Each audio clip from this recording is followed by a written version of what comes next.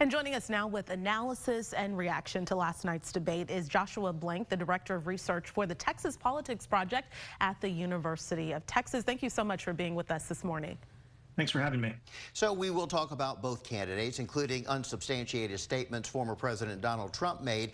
But let's start with President Joe Biden. Republicans and Democrats, they don't agree on a lot, but they do agree that he did not perform well last night. In your opinion, can that be overcome as just a bad night for the president, battling a cold, as his people are saying? Or does this have a lasting impact on the rest of the election cycle? You know, I think in isolation that argument might work. But the problem with President Biden's performance last night was that it confirmed many voters' worst fears, which is that he might not be cognitively up for the job. And so to the extent that what he did last night was reinforce the concerns of Democrats, the claims that Republicans have been making, for months now, that is going to be a big, big challenge to overcome in the time that he has left, even though we do still have a fair amount of this campaign to go. Okay, so NBC News talked to an unnamed Democratic lawmaker who has been a solid Biden supporter. And this person said, quote, "It's time to talk about an open convention and a new Democratic nominee," end quote.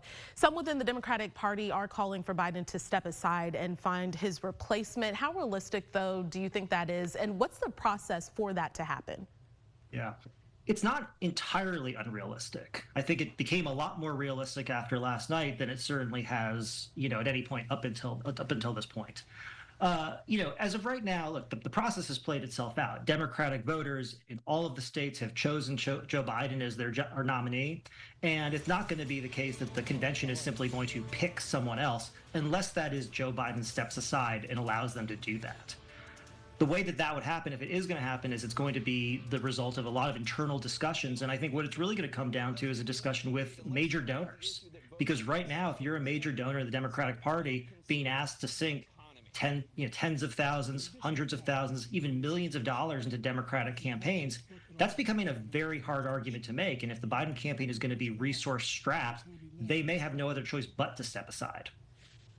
Let's talk now about former President Donald Trump. He made a number of unsubstantiated statements, from topics from abortion to the 2020 election being stolen.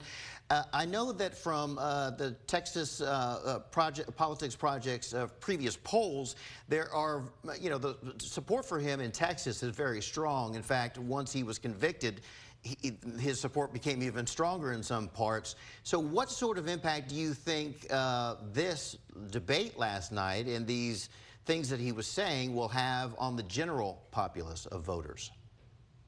I think the effect is going to be minimal. And I should say for both Biden and Trump, the effect may be minimal, but in a nation that has increasingly tight margins in close elections, the effect doesn't have to be big to be consequential. And so that's why I think we're still talking about Biden potentially, stepping aside even.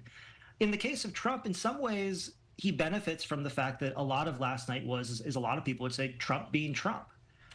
Yes, he made a lot of baseless accusations and really made a lot of outright falsehoods throughout the course of the debate. But that's not something that your average voter is going to be able to follow. It's also not something that necessarily is going to have an immediate impact like Biden's shaky performance. The question really becomes is over the coming days, weeks, and to a lesser extent months, as the fact checkers start to tally how many falsehoods he made, and as some of the things that he said start to get parsed a little bit more cleanly as it's easier in hindsight, whether that has some sort of negative repercussions on him. And I think there were some things he said last night that were incredibly problematic for him. But having said that, it's so overshadowed by Biden's performance that I don't even think that that's going to be anything we're going to see an immediate impact from. Okay, and then speaking of voters, CNN watched the debate with a panel of about 15 undecided voters. Afterwards, over half of them said that they had really made up their mind about who they're voting for now. So how do you think the candidates' performances will really resonate with that group, with those undecided voters? Oh, I think this is nothing short of an unmitigated disaster for Joe Biden. I think, to the extent that you were watching a debate between two, generally unpopular politicians amongst those groups of voters who have not yet decided, it's hard to say that anyone watching last night would look at that and feel that Joe Biden is fit for office if they're not already either a diehard Democrat or someone who just has such, overwhelming antipathy for the former president that they would vote for anybody.